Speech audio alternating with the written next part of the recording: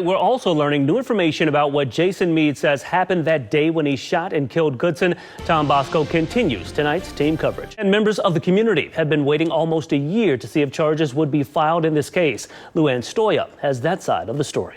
Deontay Johnson made the successful transition from the field into the business world, and now he's trying to help create the next generation of entrepreneurs. So still to come tonight, the latest COVID numbers from across the state of Ohio, and tonight we're also getting more confirmed cases of the new COVID variant right here in the U.S. And of course tonight, as he appeared in court today, supporters of Casey Goodson's family were right there to watch it all. Luann Stoya has the very latest. New developments tonight in the case against former Mount Carmel doctor William Husel. We learned this afternoon that the murder trial against him will be moving forward. A judge deciding today not to throw out the murder charges against him. Investigator Haley Nelson has the full story. Caroline Cohen has been following the very latest developments throughout the weekend. Caroline, we've got a chilly week ahead. Yeah, we're starting. Looking ahead tonight, some major changes are on the way for the Columbus Zoo. After a year of controversy, a new leader is set to take over on Monday morning with the hopes of cleaning up any problems. Miles Harris has the full story. Ahead tonight, remembering the life and legacy of Bob Dole, the longtime senator and military veteran passing away today. We're taking a look back at the impact he made across the U.S. Tonight, as COVID numbers continue to rise right here in Ohio and across the country, health leaders are urging people to get vaccinated. Faith Abube following that story for us tonight from D.C. A deal set up on Facebook leading to the city's latest murder and two separate crime scenes. Tom Bosco has the latest. Family of Casey Goodson, along with their attorneys, tell me that this fight is far from over, and they understand that they will have to have patience as this case moves its way through the courts. Also tonight, a former Buckeye is pushing to make a difference in the lives of kids right here in Columbus. He's looking to create job opportunities for local teens. It's a story you will only see right here. New information tonight involving an officer-involved shooting last night along West Broad Street near I-270. A Franklin County deputy and Columbus police officer opened fire. They say they were responding to a crash when the driver tried to run away and then started shooting at them. That driver was hit in the leg. The local police union tells us this incident is a part of a troubling nationwide trend. Tonight, as families and communities continue to call for peace, police are still trying to get to the bottom of many of these murders. Bree Buckley is following this story for us tonight. And Bree, there's a lot of concern in communities across the city. And this weekend, there's a growing concern over a new COVID variant from South Africa and the impact it could soon have right here in the U.S. Tonight, experts are sending out a major warning. Chilly day across the area, a few snowflakes in some communities. What can we expect for the week ahead? Caroline Cohen, track it all. Caroline, I tell you what, that is quite a little display you have there behind you. I know. We're going to actually warm things up as we head into December. How about that? I like it. It's amazing when you see 54 and you're like, oh, that's a nice warm day. A nice, beautiful day indeed. A shocker in the Big House. The Buckeyes upset by Michigan 42-27 this weekend. The loss ending OSU's hopes for a national title and ending an 8-game winning streak against the Wolverines. And there is plenty of disappointment this weekend in Buckeye Nation, and no one is more upset about this loss than the players themselves. Devastated they couldn't pull out this needed win. Clay Hall was right there for all of the action in the Big House. Clay, quarterback C.J. Stroud had a pretty good game Saturday, but like a true leader, he took a lot of this blame on himself following that loss. Happening this weekend, millions of people across the country and right here in Central Ohio are returning home after spending Thanksgiving with family. From the roads to the airport, it has been a busy day. Miles Harris has the full story. As you can imagine, it has been a very emotional day for the family of Casey Goodson. For the past year now, they have been calling for what they call is justice, and they feel they're one step closer to actually getting that. Of course, as y'all know, it's been a journey.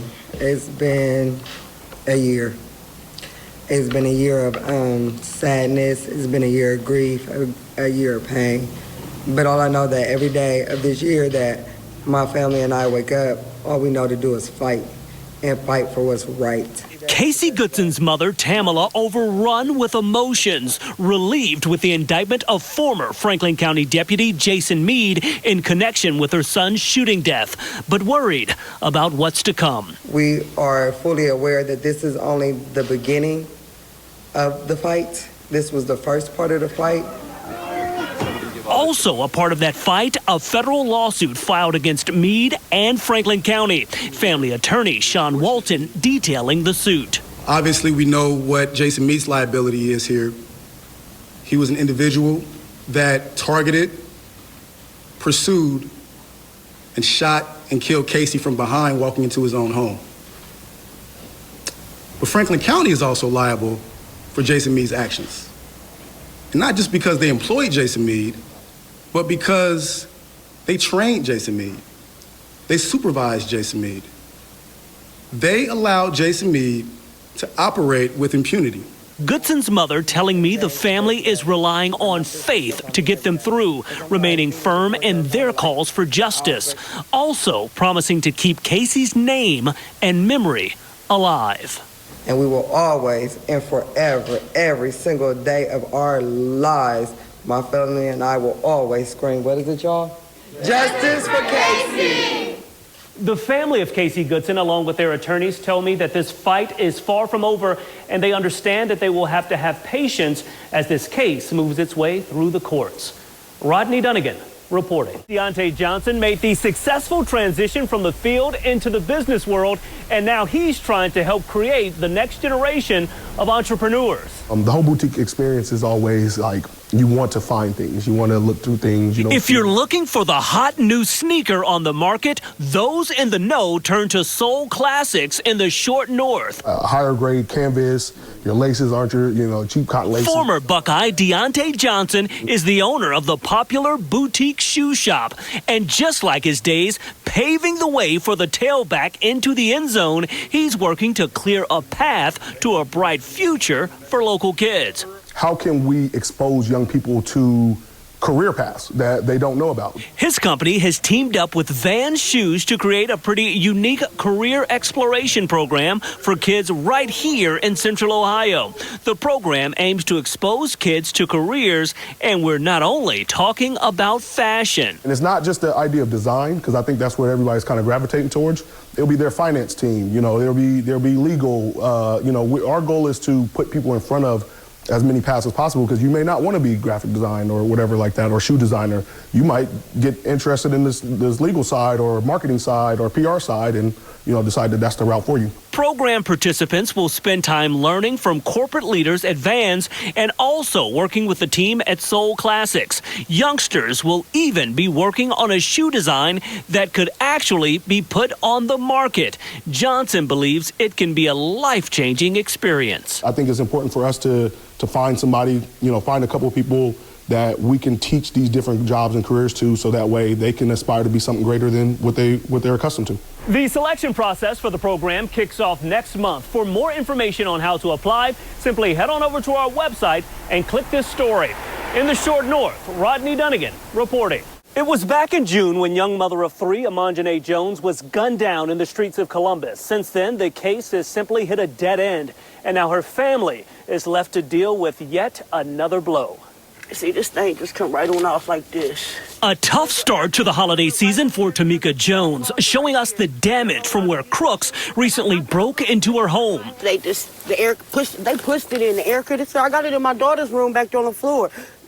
Pieces broke off of it and everything.